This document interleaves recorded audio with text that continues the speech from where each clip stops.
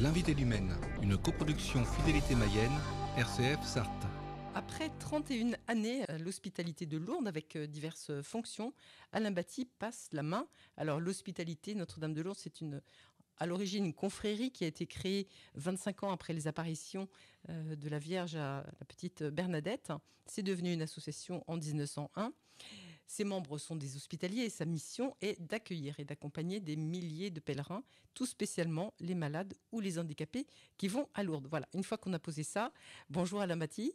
Bonjour. Donc vous avez été très très investi dans l'hospitalité Notre-Dame de Lourdes pendant 31 ans, à divers degrés. Oui, alors j'ai été appelé effectivement par l'aumônier de l'hospitalité qui était directeur du pèlerinage, le père Roger Olliot, qui nous avait antérieurement, qui était mon aumônier de scout quand j'étais petit, qui nous a mariés, baptisé les enfants, qui était donc très proche. Et il cherchait un médecin, donc j'avais 34 ans, j'ai dit oui. Et nous sommes l'hospitalité Notre-Dame de Lourdes de la Mayenne. C'est vrai qu'historiquement, la première association qui s'est créée, c'est Notre-Dame de Salut, qui sont le pèlerinage. Enfin, en fait, ce sont les hospitaliers du pèlerinage national. Et il y a à peu près 77 ans, le Monseigneur Richaud avait demandé au brancardier de la Mayenne, qui allait au 15 août, donc, qui était une branche rattachée, de créer notre hospitalité, parce qu'il voulait, comme les autres diocèses, avoir une hospitalité diocésaine. Oui. Et nous accompagnons, effectivement, cette année, on a accompagné 150 personnes, 140, oui, environ, personnes malades et handicapées. Et puis, nous étions 470 bénévoles pour les entourer. Mais alors, Alain Batti, c'est pas parce qu'on est médecin, c'est pas parce qu'on aime aller à Lourdes qu'on se retrouve en charge d'organiser ce pèlerinage. Parce que c'est quand même particulier. Vous avez des malades déjà dans votre vie professionnelle. Vous vous retrouvez encore avec des malades qu'il faut gérer d'une autre façon. C'est quoi votre moteur, en fait, pour... Alors écoutez, très sincèrement, quand le père Olliot m'avait proposé Lourdes, j'avoue franchement qu'abandonner mon petit dernier qui avait à peine 10 mois pour venir faire mon métier, être obligé de payer mon pèlerinage, comme tout un chacun chez les hospitaliers, c'était pas forcément réjouissant. Mais il a dû se passer quelque chose à Lourdes pour que je trouve effectivement l'idée de revenir, et puis ensuite d'être accompagné par ma femme, puis maintenant mes enfants d'ailleurs. Mais je pense qu'à Lourdes, j'ai rencontré mon métier et ma foi, en fait. Et l'association des deux revêt un caractère très particulier. Le sanctuaire de Lourdes a plusieurs raisons pour lesquelles il est aussi attirant, entre guillemets. Il y a le message, bien sûr, mais c'est le seul sanctuaire au monde qui est dédié à l'Immaculée Conception. C'est le seul sanctuaire au monde qui possède un bureau médical de constatation des guérisons. Ces choses-là, bien évidemment, ça heurte à l'époque le jeune médecin que j'étais, et ça donnait une dimension nouvelle. Et j'ai effectivement ressenti quelque chose. Puis bon, je répète, après, on est tombé dedans. Ben si, oui, on dirait bien quand même que vous êtes tombé dedans. Et alors, ce dernier pèlerinage, donc je disais, l'heure de la retraite a sonné, on reviendra dessus, mais ce dernier pèlerinage que vous avez fait, là, il y a quelques semaines, en avril, vous l'avez fait vraiment en famille. Comme chaque année, on a eu... Ah ben là, j'avais effectivement mes 3 enfants qui étaient là et qui viennent chaque année, donc la plupart du temps. Ils n'en loupent pas un. Et puis, on avait même... je dis mes 2 mamans, donc ma maman et ma belle-mère, en fait, qui, malgré leur âge, 90 et 93 ans, certaines fragilités, ont tenu à venir pour ce dernier pèlerinage de leur fils comme président. Et puis, j'avais ma belle-sœur aussi. Alain Batti, il doit y avoir quelque chose d'assez fabuleux de pouvoir permettre justement à des personnes qui, sans les hospitaliers, ne pourraient pas aller à Lourdes et de leur permettre eux aussi de faire ce pèlerinage. Parce qu'il faut quand même toute une infrastructure, hein. Ah oui, non, mais c'est clair. Ouais. Et puis, on a des anecdotes, effectivement. Je pense à Lionel. Je sais que sa maman serait contente que je l'évoque, puisque Lionel était très profondément handicapé. Il est mort quelques années après. Mais il y a eu un quiproquo entre la Mayenne et l'Anjou, qui participent au même pèlerinage. Et le dossier était plutôt adressé à l'Anjou, parce que...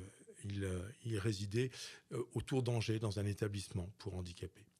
Et la maman m'appelle, on va dire 15 jours avant le pèlerinage, en me disant il est refusé. Alors elle est de la Mayenne, mais le problème c'est que j'avais pas il était trachéotomisé, c'était un malade assez lourd, Lionel, à ce moment-là.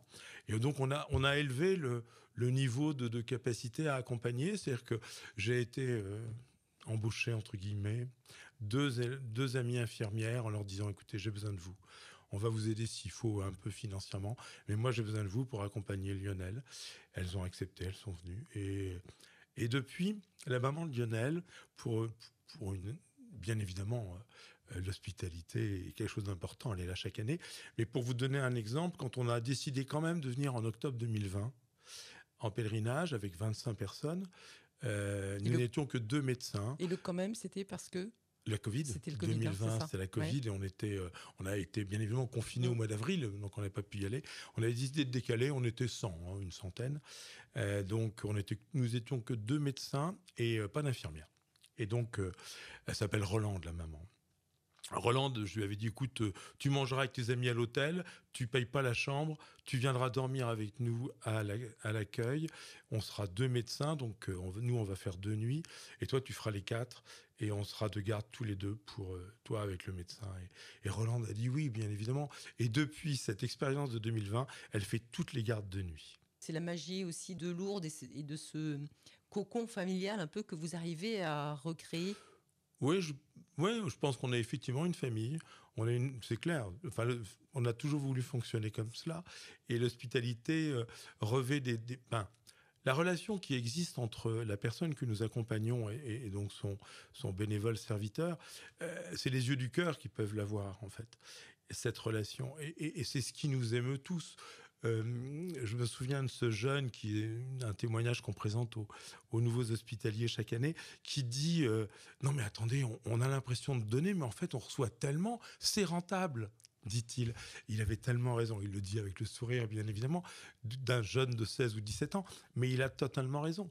Et cette relation qui bien évidemment peut aussi d'année en année, parce que les personnes qui sont dépendantes, en particulier les personnes handicapées, elles peuvent être handicapées très jeunes en fait.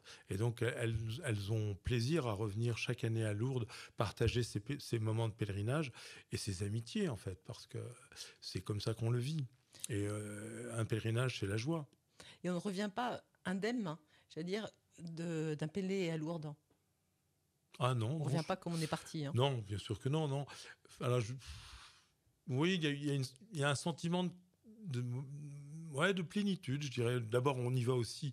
La plupart d'entre nous venons pour la foi, même si maintenant nous avons des hospitaliers qui, touchés par le service, viennent et sont assez éloignés de l'Église, mais ils sont quand même touchés par le service et on a besoin d'eux, bien évidemment. Oui, c'est fabuleux.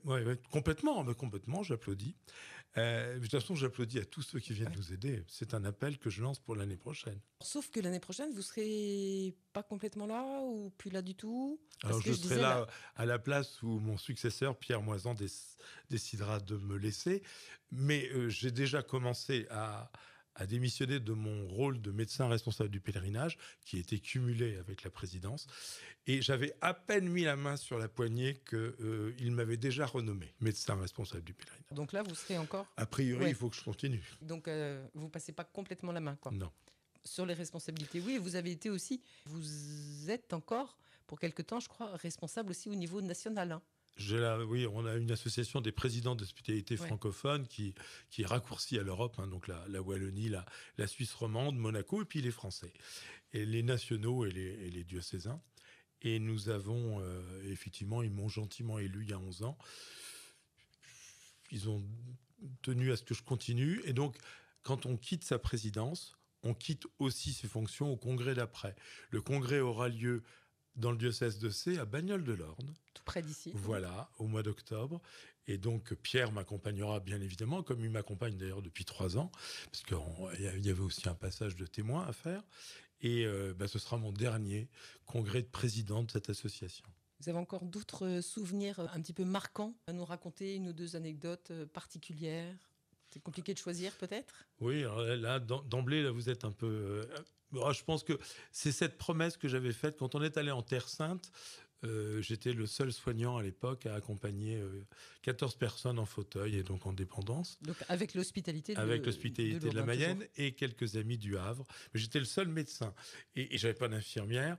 C'est vrai que là, le pèlerinage avait été anxiogène au départ et merveilleux dans sa réalisation.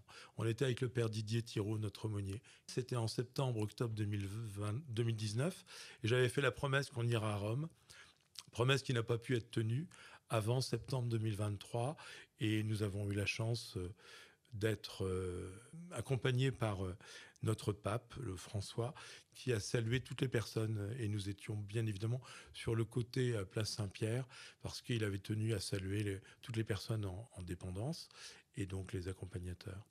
Et il a passé 1h30, 2 heures à dire bonjour et à me dire merci.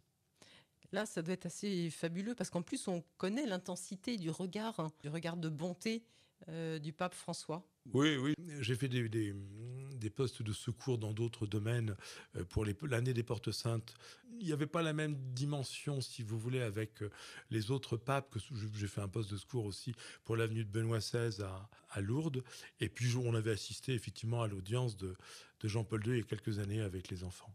Mais ce pape François a accepté de perdre 2 heures, 2h30 de son temps, je répète, pour dire bonjour, pour être uniquement humainement présent. Et vous vous rendez compte, là, derrière nous, il y avait, tous les jeunes couples italiens en tenue de mariée qui avaient dû remettre leur tenue parce que c'était le mercredi qui était prévu pour qu'ils saluent tous les couples mariés. Et ce temps d'un pape, j'imagine, tellement précieux qu'il n'avait pas de limite pour nous. Donc, ces souvenirs avec le pape, hein. Une petite pointe de nostalgie à l'idée d'arrêter les responsabilités, mais en même temps, vous n'arrêtez pas d'aller à Lourdes et d'être au contact des malades ? Non, franchement, non. Très content d'être libéré parce que je travaille encore. Ouais. Donc, je pense que c'est bien. Et puis, très heureux de tendre la main et de passer le témoin à Pierre et à Anne-Sophie, parce que effectivement, je pense sincèrement que c'est une chance pour Pierre et Anne-Sophie Moisan, et c'était une force pour Pierre et pour moi-même de pouvoir compter sur Gaëlle et Anne-Sophie, nos épouses, pour remplir cette mission. Moi, si j'avais pas eu Gaëlle, j'aurais pas pu durer aussi longtemps. Un beau témoignage d'amour que vous lui rendez là maintenant. Un grand merci Alain Batty au nom de tous ceux qui ont pu aller à Lourdes toutes ces années, ces 31 années où vous avez été en responsabilité à l'hospitalité de la Mayenne. Donc un grand merci, et puis merci de ce témoignage que vous venez de nous donner. Merci à vous.